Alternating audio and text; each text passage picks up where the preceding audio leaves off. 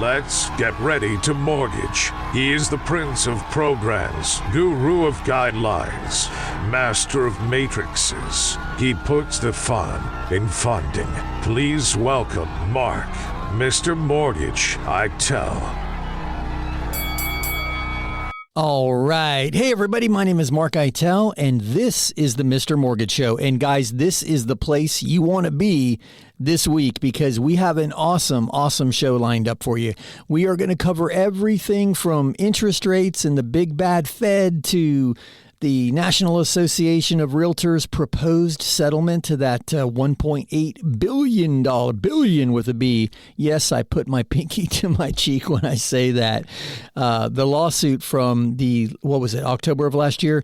Man, oh man, this proposed settlement has sent shockwaves through the industry, and nearly every mainstream media outlet has had a headline or two on it, from the TV stations, the local news. Everybody's talking about how this proposed settlement is going to save both buyers and sellers thousands of dollars in the future. And I've heard some people even go as far as to suggest this is going to lower home prices because it's lowering some of the costs associated with selling a home. I'm not sure the math is going to shake out to save the buyer any money. And I know that wasn't the intent of the lawsuit or the settlement, but I think it's being slightly misrepresented in the news. And a lot of people are running around thinking suddenly they're going to be able to buy real estate for 6% less than they could yesterday. And we're going to talk that through. We're going to talk about how the money moves, because I think that's the big misconception, or misunderstanding at least, how the money moves in a real estate transaction. And we're going to talk about the reality of who is actually paying, because I think you'll be surprised to know it's not the seller. And then we'll cover the Federal Reserve, the meeting this week, and what does this mean for interest rates? Guys, let's just get this out of the way. We've talked about it for months and months and months. The Fed is not going to start cutting rates until inflation is under control. And we had two more hot inflation reports, as well as a jobs report that was hotter than expected, which indicate that inflation is not under control. So if the economy is still growing and we're still creating jobs, then there's no need for the Fed to cut interest rates. And I know everybody would love that. Me too, right? Me included. I would love my credit card rate to go down. But the reality is, until inflation starts to go down, the credit card rates and the equity line rates and all of the adjustable rate debt that you have, which is tied to prime, and prime is tied to the Fed overnight rate, which is what he's pulling the lever on when he has these moves. Until inflation's under control, those numbers aren't going to change. So, and we've talked about it ad nauseum. And if you have questions, I'm happy to have a detailed conversation with you. But the Fed funds rate and mortgage rates are not connected. The Fed could cut tomorrow and interest rates could go up. And the Fed could raise and interest rates could go down. We've seen that happen historically. They move for different reasons. Although they tend to move in the same direction, they're not reacting to the same influences. So everybody who thinks, 3 Fed rate cuts of a quarter point each means my mortgage rate is going to be 75 basis points or 3/4 of a point less, that's not going to happen, guys. It's not how it works. And we can talk about it. I just don't like to geek out to that level because I see the eyes start to glaze over when I go off on deep ends with mortgage-backed securities, the secondary market, recapitalization costs, all of that. We can talk about it if you want. Shoot me some questions, but I'm going to leave it there for now. It looks like we're in this higher interest rate environment for longer than the vast majority of people had hoped. The good news is the economy is still growing in this market, so it doesn't seem to be, other than the frustration of the inflation, right? Gas prices back up. I think we were back up to a point where year over year we were up, which was disheartening to a lot of the politicians who like to pound their chests and say, look at what I've done for you. And I think if the guys and gals in Washington would stop talking about, look what I did for you, and realize it's not the economy, it's inflation. Inflation is what everybody's upset about. Get inflation under control and people will be far, far happier. So anyway, let's jump into the NAR thing for a minute. So the National Association of Realtors proposed a settlement in that historic $1.8 billion lawsuit that they lost last year.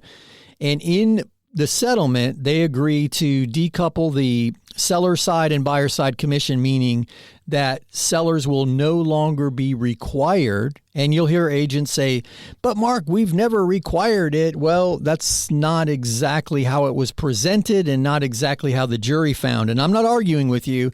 I'm just saying that's what the crux of the lawsuit was. And now sellers don't have to offer the buy-side commission in the transaction. And what is that going to mean? Now, the media outlets are running around out there saying this is a 6% savings for everybody. Homes are going to be cheaper. It's going to be easier to buy real estate from a price standpoint. Guys, think about this for a minute. If a home appraises for $500,000 and the seller had agreed to pay a commission to both sides of the transaction in that $500,000 number, well, is he going to take less now? The lawsuit suggested that 6% was the average commission. And let's just say for a minute that's right. I don't know that it is, but let's say that it is, and half goes to the buy side and half goes to the sell side. So is the seller suddenly going to be willing to take $15,000 less for the house? No. He's going to want what it's worth, which is $500,000, and he's going to put that extra $15,000 in his pocket, which means if there's no compensation offered to the buyer side, the buyer's going to have to come up with that money. And what is that money? Is it $15,000? Is it $5,000?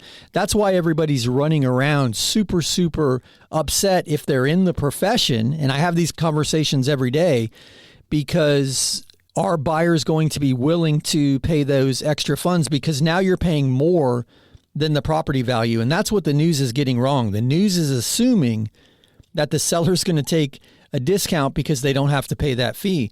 And if that's the case, if they were willing to take a discount because they didn't have to pay that fee, then the buyer could build that into their offer, right? So we said $15,000. So the seller will take $485,000. Well, I'll offer you $500,000, but I want you to pay $15,000 to the agents that are representing me. Well, I'm back at $500,000. So what's really happening here? Are we putting additional expense burden on the buyer? That's one part of this conversation nobody appears to be having. And I just wanted everybody to be aware of it because the news is saying, yes, this is a big win for the consumer. And it may be from a purely transparent disclosure requirement. I think it is. I think the confusion around how the money moves was the big problem because in that $500,000 purchase price, and let's use 6%, that's what the lawsuit alleges, is 6% was the average or the normal. That means $30,000 was commission. So in reality, the seller had agreed to accept $470,000 for their house. Well, if it appraises for $500,000, they're not going to reduce the price to $470,000 or $485,000. So in the past, and this is the part when I say how the money moves and who really pays, guys, the buyer is the only one paying for anything. Because in that example I just gave, a $500,000 purchase price, a net to the seller of $470,000, $30,000 in commission to be split up. However, that means the buyer is bringing $500,000 to the table, either with a mortgage or cash or a combination of both. The buyer's paying for the seller's commission as well as their commission. So everybody who's out there thinking the buyer has been freeloading on the seller is totally missing the boat. That's not how the money moves.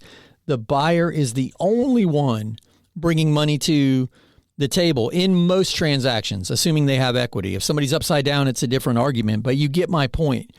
And we're talking about the seller being burdened with a double dip. Well, really, it's the buyer being burdened with the double dip. And if we start down this rabbit trail, where does the conversation end? That's the crazy part. Hey, guys, you hear the music. We can talk more about this on the other side, but that's my cue. We'll be back in a few. Sit tight on the other side of this short break. We'll be back with more of the Mr. Mortgage Show.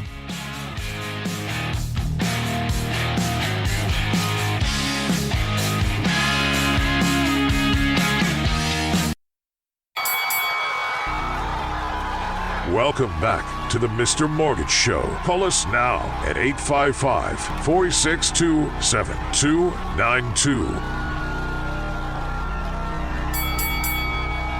All right, we are back. My name is Mark Eitel, and you are listening to the Mr. Mortgage Show. And you heard the man. If you have questions or comments and you want to get in on this conversation, whether it's interest rate or the NAR lawsuit, whatever it is, you can call or text your questions or comments to 855-462-7292. That's 855-462-7292. That is the Anytime hotline.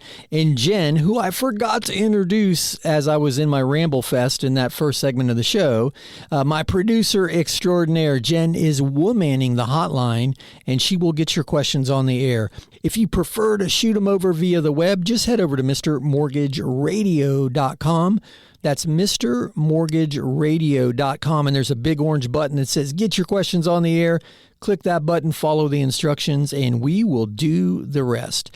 But hey, just to wrap up that thought about how the money moves, I just find the whole NAR thing really, really interesting. I wanted to touch on that in case people have questions, because I'm not quite sure it's an instant savings to the buyer. It's a savings to the seller for sure, but perhaps it's not going to pass through. And one of the biggest questions we're getting in our practice every day right now is, can we finance the real estate commission if it comes down to that? And right now, the answer to that is no.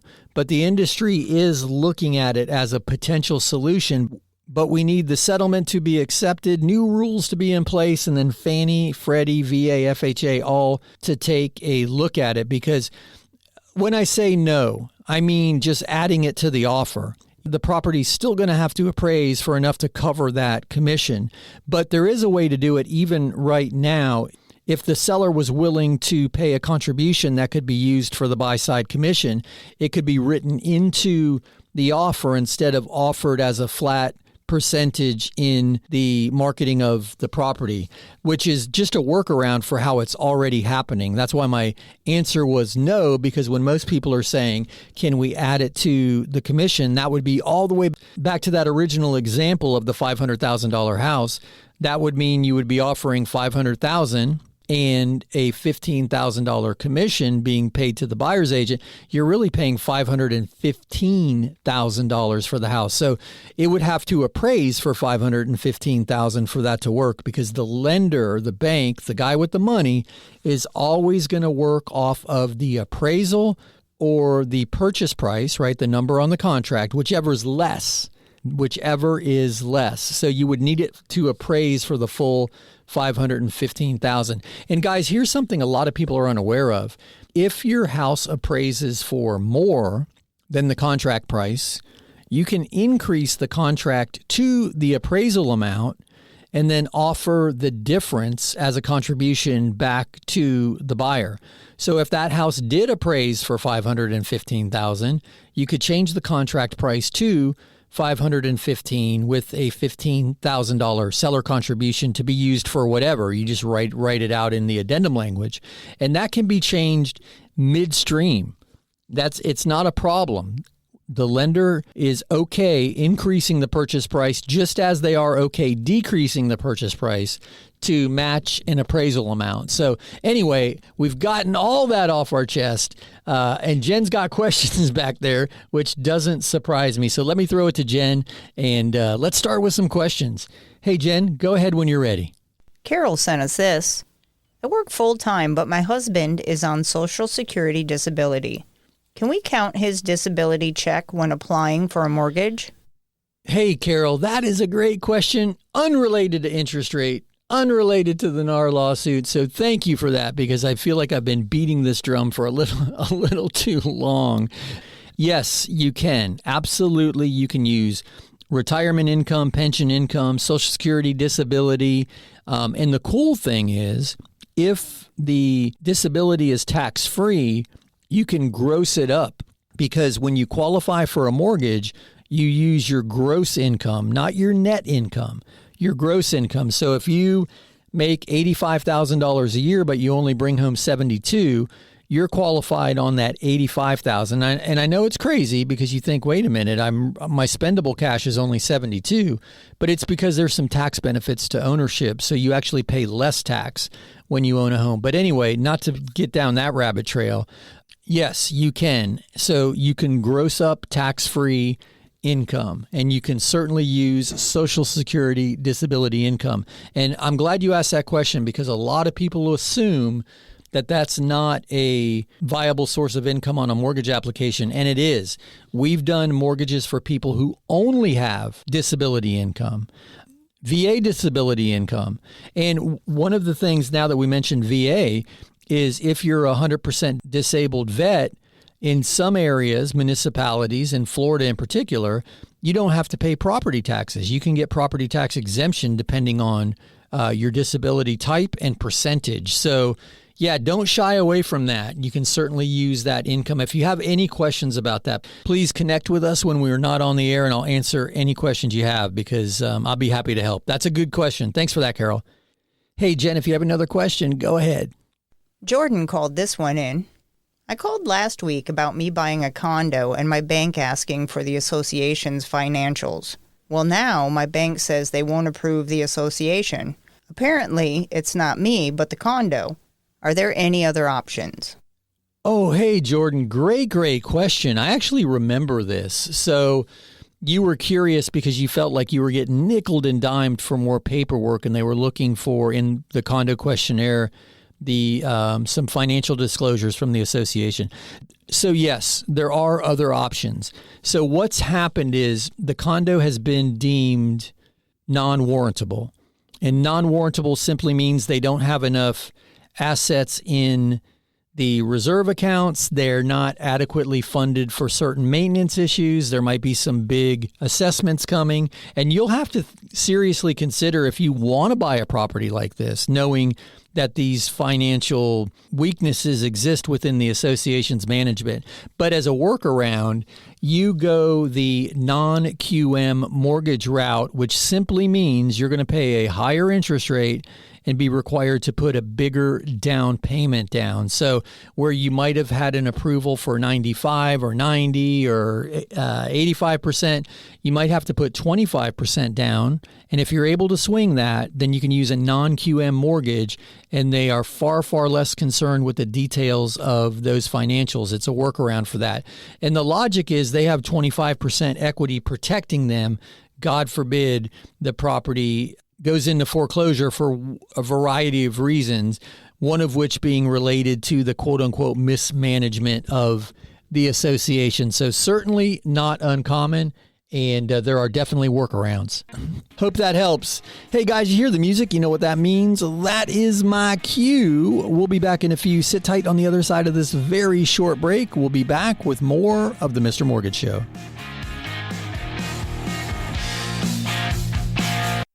Hey, it's Mark Eitel, host of the Mr. Mortgage Show, and I'm going to interrupt this commercial break to ask you for a favor. If you know any friends, family, coworkers, or the guy in front of you at the grocery line who's talking or thinking about buying or selling or refinancing real estate, I'm hoping I can count on you to help me spread the word, introduce them to me, to the team. You can do that by simply sharing MrMortgageRadio.com. That's MrMortgageRadio.com.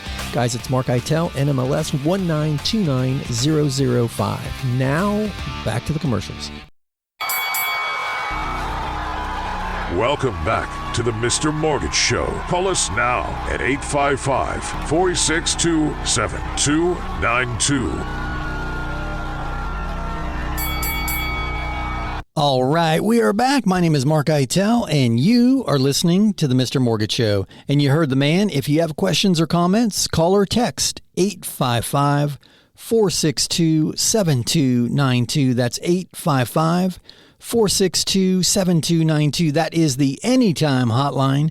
And Jen, my producer, is womanning the hotline. She'll get your questions on the air, or you can shoot them to us by heading over to MrMortgageRadio.com. That's MrMortgageRadio.com. And right in the middle of the screen is a big orange button that says, get your questions on the air.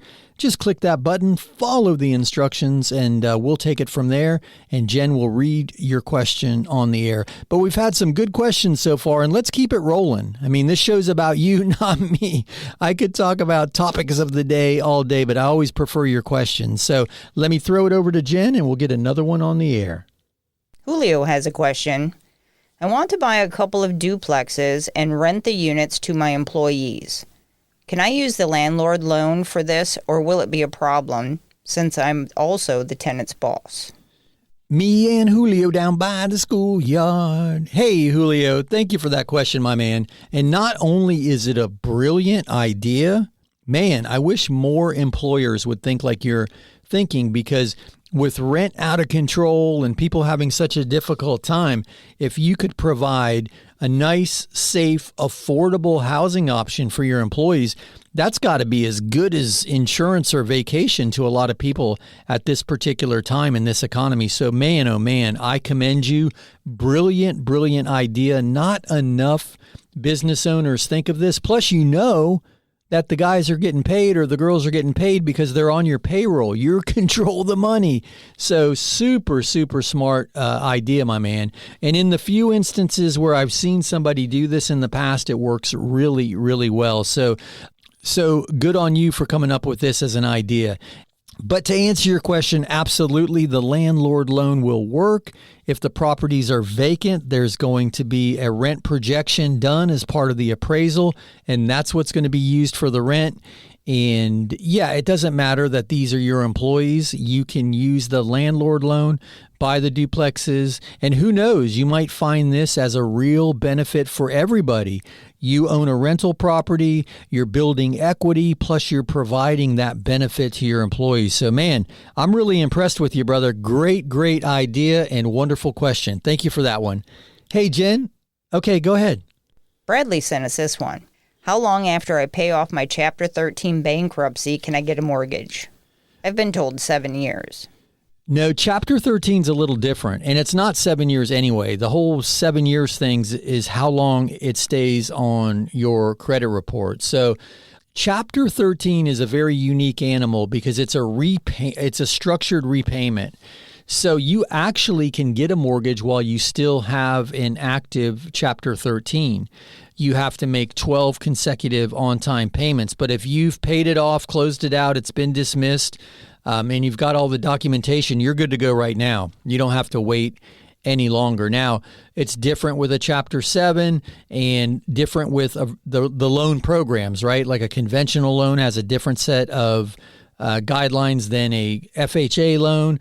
But the encouraging thing is if you're done with your 13, you are okay as far as it goes. Now, with that being said, you still have to meet all of the other credit requirements. So the good part of a 13 is often your credit score rebounds during the process because, as I mentioned, well, you know better than anybody. You've just been through it, that it's essentially a structured repayment of debt. So great question. I hope that helps. If you need more information, please don't hesitate to reach out. I'll answer any questions that you have. Hey, Jen, let's keep them rolling. Elizabeth emailed us this question. In the past, you've talked about a special loan for people who can pay cash but prefer taking a mortgage. Does it matter how long I've had the assets? Elizabeth, this is a great, great question. And most of the time, no. It depends on where the assets came from, though. You'll have to document that. So this is a loan program that's really, really good for someone who's inherited a bunch of money, someone who's gotten divorced and as part of their settlement got a lump sum, and you can actually pay cash for the property. But as you mentioned, who wants to do that? You've finally got some cash in the bank. You want to keep some of it in the bank. So there are a variety of programs. One is asset depletion. Don't confuse that term to mean you've got to deplete your assets. The underwriter will look at your pile of money, right, and say, okay, if you took a monthly disbursement for 60 months, 84 months, 120, depending on the program, how much would that equate to in income? And that's the income that's used to qualify you. So that's how it's calculated. Assets divided by, depending on the program, 60, 84, 120. And that will determine a quote-unquote monthly income amount to qualify you. That's one program. There's another program that just looks at your assets and says, okay, if you're willing to put a large down payment down and pay a slightly higher interest rate, you're good to go. That's less appealing. We usually lean towards the asset depletion loan programs in that instance. And it works really well, as I mentioned, for inheritance, divorce, someone who just sold their company or liquidated some physical assets and is now in a position to utilize that income analysis model to qualify for a property. So great question. And in most cases, the answer to that is no, but we are going to have to document where they came from. So I hope that helps. Thank you for that one. Hey, Jen, toss me another. Felix sent this text. I heard President Biden say there is a $10,000 down payment grant coming. When will this be available? The post I saw said it's for everyone. I'm laughing, Felix, not at you, but with everybody who saw that, because this is a conversation every election season. And it wasn't too long ago that during the campaigning for the last election, that they were floating a $15,000 grant, and that never happened. So I'm skeptical that this will ever happen. The difference with this one, though, it's not a grant, it's a tax credit. It's not going to help you with things like a down payment, and it's not going to help your debt to income qualifying ratio because it's not reducing the cost of anything. At the end of the year, it's giving you, it's actually $4,800, $400 a month, $4,800 a year in a tax credit. So you still have to qualify for your loan at today's interest rate, at today's purchase price, and then at the end of year one, you get a $4,800 tax credit. And at the end of year two, another one for a total of $9,600. But then that's where it ends. So it's super confusing. But the politicians on both sides of the aisle get super generous during campaigning season. And I just caution you, don't hang your hat on anything that you hear at a stump session or at a rally, because we've seen it before, and it wasn't long ago. Google it. Google when was it? 2020. So 2019, $15,000 home first-time home buyer grant, and you'll see what I'm talking about. A lot of people sat and waited for that, and it never happened. I'd hate for that to happen to you.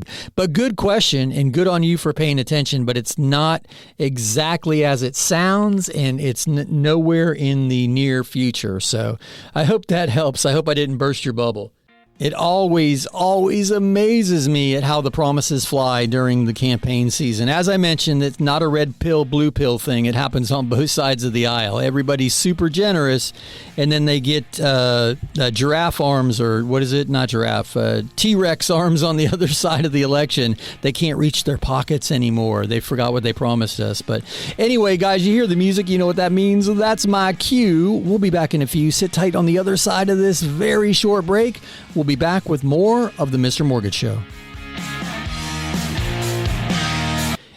Hey guys, it's Mark Eitel, host of the Mr. Mortgage Show. Guys, we are so much more than just a mortgage show. We're helping families every day from coast to coast with their mortgage needs. Want to connect? Check out mrmortgageradio.com. My team and I are here and happy to help. Again, it's Mark Eitel, NMLS 1929005. Welcome back to the Mr. Mortgage Show. Call us now at 855-462-7292. All right, we are back. My name is Mark Eitel, and this is the Mr. Mortgage Show. Guys, if you have questions or comments, do not hesitate. You can call or text 855-462-7292. That's 855-462-7292. That is the Anytime hotline. Jen is womanning the hotline, and she will get your questions on the air. Or head over to mrmortgageradio.com. That's mrmortgageradio.com. Right in the middle of the page is a big orange button that says, get your questions on the air. click that button, follow the instructions. They'll pop up over here and we'll do the rest. Jen will read your questions on the air. Hey, and she reminded me that I totally forgot last week to announce that we did have a winner of the music trivia from the week before. And I do not have my notes in front of me, but somebody did win. We've had some people say, hey, did anybody win? Montrose was the band. Sammy Hagar was the singer of Bad Motor Scooter. So I will give a proper shout out to the winner as soon as I can find my notes. But I believe Jen already sent you the t-shirt and hat pack. If not, we'll get that right out to you. So anyway, we did have a winner. I love that song. Get on your bad motor scooter and ride. Anyway, clearly, I am not allowed to sing in my band. I'm only allowed to play the drums. But anyway, let's throw it to Jen and keep the conversation mortgage related from here on out. Hey, Jen, do you have okay, go ahead. Here's a question from Aspen. Do you think it makes more sense to buy a new construction home in a new subdivision and get the builder concessions? Or, in the long run, does buying an existing home make more sense as far as holding value? Wow, this is a fantastic question. And before I dive, I love this. I love this question because we can point at some key data from the housing crash of, what was it, 9 and 10? I have post-traumatic stress disorder from that time period in my life, so it's hard for me to remember the dates. But hey, before we dive into that, Aspen, you have won the coolest name of the day. I love that name, Aspen. That's awesome. But hey, let's dive into this, dissect this for a minute. People ask me all the time, what neighborhoods do I think have the biggest potential of crashing? Because some neighborhoods are more susceptible than others, right? We've seen that a rising tide raises all ships. There's no question about that. But some of the homes got dragged along the appreciation wave, and it wasn't based on anything other than supply and demand. And what I mean by that, and I'm going to refer to my personal life and my personal experience. The very first home I bought was built in the 50s, and I didn't buy it in the 50s. I bought it in, 2099? Anyway, a long time ago because I'm an old man. But my point is the house was 40 or 50 years old when I bought it. And it was not desirable from the standpoint of amenities or construction style. It was desirable from the price point. So it was a 2-bedroom, 1-bath with a carport and a detached laundry room in a fantastic neighborhood in a fantastic location. And that neighborhood appreciated at a ridiculous pace during the early 2000s. And I sold and doubled my money and went and moved into another 50-year-old neighborhood, but with a marina and a golf course, the whole 9 yards. Then I sold that and bought a new construction home. Now, here's the difference. And I'll use the neighborhood I'm in now. There's 772 homes, I think, in the subdivision. And the overwhelming majority of the people, because now I'm an old man and I live with other old people, have been here for a long time. They didn't pay today's prices for these homes. They paid 10 years ago, 15 years ago prices for these homes. So they have a load of equity, a ton of equity. If suddenly they all wanted to sell, they could take a significant discount to market price and still make a load of money, right? Let's use round numbers. If today's price for the average home in the subdivision is, I don't know, $500,000, and they all have $300,000 in equity, well, they could sell for $400,000 and still make $200,000 and go happily, merrily ever after on their way. But the guy who just paid $500,000 is going to be super upset because he just lost $100,000 compared to the comparable sales. That's the established neighborhood analogy. And I'm not suggesting that's going to happen. I'm suggesting that's a risk factor. The risk factor is what is the equity position that the rest of the neighborhood has in relation to where you are when you buy the house. Now, on the opposite end of that spectrum is new construction. Most subdivisions build out between 1 to 3 years. Some longer if they're bigger and more elaborate, but on average, 1 to 3 years. That means in that 3-year window, everybody paid about the same price for the property. Everybody has about the same interest rate on their mortgage. So when it comes to resale time, they're going to be less able to take a big haircut to have a fast sale, thereby putting the rest of the people's equity position at risk of declining values. Because appraisers look for the 3 most recent comparable sales. And if 3 of the 772 people in my neighborhood suddenly choose to take a haircut and sell quickly, then we've got a declining value situation. That's my answer to your question from the standpoint of long-term value.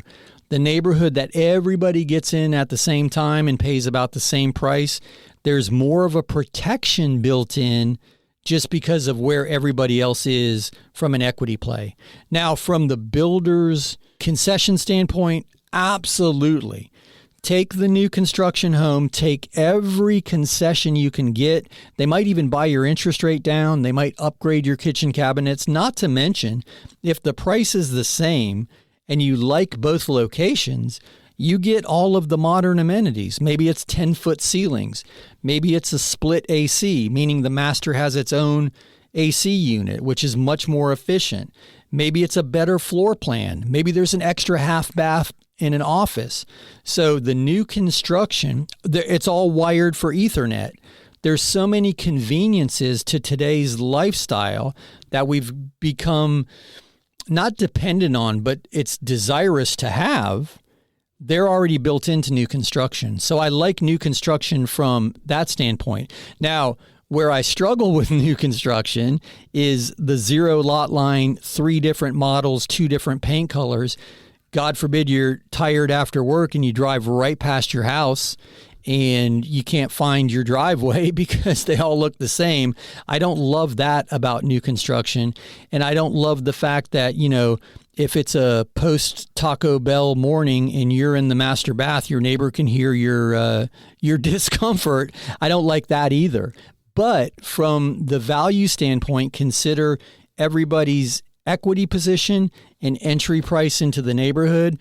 And then from the new construction standpoint, man, concessions make a big, big difference. And if you use it for a rate buy down, you can get a really, really attractive interest rate in this environment. So great question. I hope that helps. I can go on and on and on about that because I've seen it firsthand in my personal experience. So anyway, let's try to squeeze in some more questions. Jen, you got one ready? Okay, go ahead.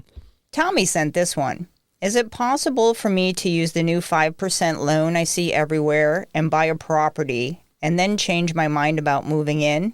Certainly there is a loophole. No, Tommy. No. That is not a investor loan. I've talked about it 100 times. It's a residential loan for investment property, 5% down on a 2 to 4 unit. And if you're going to play the game, and be careful, brother, you've already announced your intent to defraud the application. You're saying, well, I'm going to move in, but I've already decided I'm going to change my mind because there's got to be a loophole. Guys, there's no loophole. If you're going to use the new 5% down on a 2 to 4 unit property, you've got to intend to live in that property. And you think I'm wrong? Go to Google and Google occupancy inspectors, Indeed. And the Indeed job site will pull up all of the occupancy inspector jobs that are being advertised out there. Guys, occupancy fraud is a real thing. Don't get caught up in the TikTokers and the YouTubers telling you that the bank isn't going to care as long as you make the mortgage payment, because that is not the case. So great question, brother. Hey, guys, you hear the music? You know what that means. We have wrapped up another week here at the Mr. Mortgage Show. Gosh, time flies when I'm on the air. I love being on the air with you. Hey, Jen, thanks for another awesome show. Guys, have a great week. Jen and I will be right here next week. But in the meantime, if you need us when we're not on the air, check out MrMortgageRadio.com. That's MrMortgageRadio.com. One more time, MrMortgageRadio.com. Otherwise, we'll see you here next week. Same time, same station.